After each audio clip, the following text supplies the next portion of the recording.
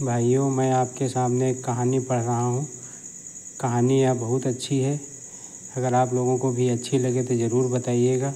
कहानी का शीर्षक है अतृप्त वासना। कहानी शुरू होती है।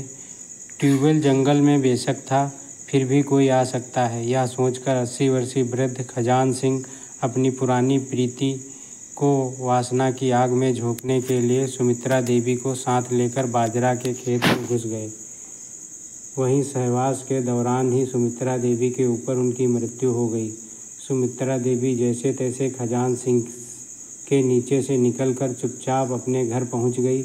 खजान सिंह का शव बाजरा की खड़ी फसल में वहीं पड़ा रहा। यह कहानी सत्य घटना पर आधारित है। मेरा उद्देश्य किसी के मान सम्मान को ठेस पहुंचाना या किसी को हतोत्साहित करना नहीं है, इसलिए कहानी में सभी नाम व स्थान काल्पनिक है। कहानी को रोचक बनाने के तथ्यों को तोड़ मरोड़ कर घटा बढ़ाकर मनगढ़ंत रूप भी दिया गया है। आप इस सिर्फ एक कहानी समझकर ही पढ़ें। सादर। भाग 1। भादों का महीना चल रहा था। खेतों में बाजरा की फसल लहलहा रही थी। बरसात के कारण पगडंडियों पर घास उग रही थी। संध्या के समय सूरज डूब चुका था। राकेश खाना लेकर बाबा को देने ट्यूबवेल की ओर चल दिया। आसमान में रहकर दामिनी चमक रही थी। बरसात का डर था, कहीं रास्ते में बरसात शुरू न हो जाए, इसलिए राकेश तेज कदमों में पगडंडी पर चलता जा रहा था। पगडंडी पर घास होने के कारण राकेश को डर था कि कहीं घास में कोई सांप कीड़ा न बैठा हो, मगर गांव से 4 खेत दूर ट्यूबवेल तक तो जाना ही था। ऊपर से अंधेरा होने का डर। अंधेरा होने से पहले ही बाबा को रोटी देकर वापस भी लौटना था, इसीलिए राकेश जल्दी जल्दी तेज कदमों से पगडंडी पर ट्यूबवेल की तरफ बढ़ता जा रहा था। पगडंडी पर चलते चलते राकेश अंधेरा होने से पहले ही ट्यूबवेल पर पहुंच गया। ट्यूबवेल की कोठरी का दरवाज़ा खुला था, शायद बाबा अंदर होंगे। ट्यूबवेल की कोठी के दरवाजे पर कदम रखते ही राकेश बोला, बाबा रोटी, मगर कोई उत्तर नहीं मिला। अंदर घुसकर राकेश ने इधर उधर निगाह घुमाई। बाबा की चारपाई बिछी थी, मगर बाबा नहीं थे। जंगल में अकेले 12 वर्षीय बच्चे को डर लगने लगा। बाबा यहाँ गए।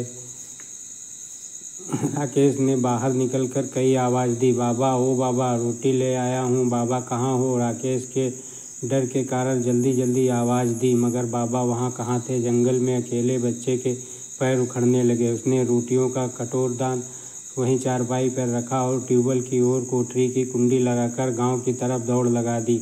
अंधेरा सर पर खड़ा था। बच्चे की हिम्मत जवाब दे रही थी, जैसे पीछे कोई भूत भाग रहा हो। वह किसी तरह भागता भागता गांव तक पहुंच गया। हाँफते हुए बोला, बापू, बाबा ट्यूबवेल पर नहीं थे, कहीं घूमने निकल गए होंगे। जगदीश ने कहा, मगर ट्यूबवेल की कोठरी का दरवाज़ा तो खुला था, कहीं जाते तो कुंडी बंद करके जाते। राकेश बोला, हो सकता है वही कहीं हो, जंगल झाड़े गए हों। जगदीश ने कहा, मैं तो बहुत आवाज़ दी, बाबा वहाँ होते तो बोलते नहीं। राकेश ने पूछा, हो सकता है दरवाज़ा खुला छोड़कर कर रहा है, गांव में ही कहीं हुक्का पीने बैठ गए होंगे। जगदीश बोला, राकेश तो बच्चा था, जंगल में अकेले डर गया, जैसे तैसे अपनी जान बचाकर घर वापस आ गया। राकेश के शब्दों ने जगदीश की चिंता बढ़ा दी। वह तुरंत ट्यूबवेल की तरफ चल दिया। कोठरी की कुंडी राकेश लगा कर गया था, जगदीश को भी लगी हुई मिली। कुंडी खोलकर वह अंदर घुसा। चारपाई पर रोटियों का कटोरदान रखा था, मगर खजान सिंह वहाँ नहीं थे। अब तो अंधेरा भी हो गया था। बापू कहाँ चले गए? जगदीश की चिंता और बढ़ गई। अंधेरा होने तक उन्हें आ जाना चाहिए था। शायद गांव में ही किसी के पास हुक्का पी रहे हों, मगर अब तक किसके पास होंगे? ट्यूबवेल की कोठरी का ताला लगा चालू। आ गए तो परेशान हो, मगर गए कहाँ? जगदीश का दिमाग काम नहीं कर रहा था। उसने ट्यूबवेल की कोठरी का ताला भी नहीं लगाया और रोटियां भी वहीं रखी छोड़ दी। आ गए तो खा लेंगे।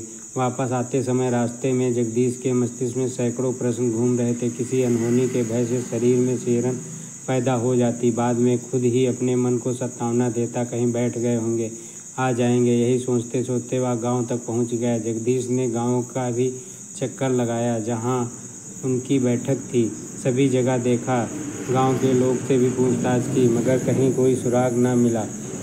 एक ने तो मजाक में कह दिया, बूढ़े हैं, किसी औरत को लेकर तो भाग नहीं गए जाएंगे, आ ही जाएंगे, उनसे कोई क्या छीन लेगा, औरत तो है नहीं जगदीश के हृदय को संतोष नहीं हुआ। घर जाकर लालटेन उठाई और पुनः ट्यूबवेल की ओर चल दिया। रात के लगभग 10 बज गए होंगे। अंधेरा घना था। जगदीश लालटेन के प्रकाश में पगडंडी पर चलते चलते ट्यूबवेल तक पहुंच गया। कोठरी की कुंडी ज्यों की त्यों बंद थी, जैसे जगदीश करके गया था। लालटेन के प्रकाश में जगदीश ने ट्यूबवेल की कोठरी के आसपास भी चक्कर लगाया, शायद कोई सुराग मिले, मगर सब कुछ सामान्य सा ही लगा। कहीं भी कोई शक की वस्तु न मिली। जगदीश चक्कर में पड़ गया। बापू गए तो गए कहाँ? किसी रिश्तेदार के यहाँ जाते तो बता कर जाते।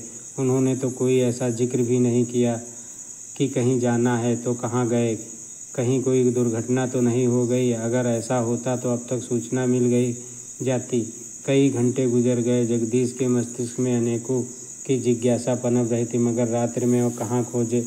बरसात के कारण पगडंडियों पर अंधेरे में चलने लायक नहीं, सब घास हो रही थी। बरसात में कीड़े मकोड़े का भी डर था। पगडंडी पर घास में कहीं सांप बिच्छू बैठे हों, रात हो जाए, कहीं कहाँ जाएं। अन्य कोई रास्ता ना सूझा तो जगदीश ने ट्यूबवेल की कोठरी का दरवाज़ा खोला। लालटेन दीवार पर लटका दी। रोटियों का कटोरदान चारपाई से उठाकर दीवार पर रख दिया और वहीं चारपाई पर लेट गया। बापू कहाँ गए, यही सोचते सोचते निद्रा ने कब उसे अपने आगोश में समेट लिया, ज्ञात नहीं। दोस्तों, कहानी अच्छी लगी तो सब्सक्राइब करिएगा। अभी भाग 2 है तो इसका मैं वो भी सुनाऊंगा आपको, अगर कमेंट करेंगे आप। धन्यवाद।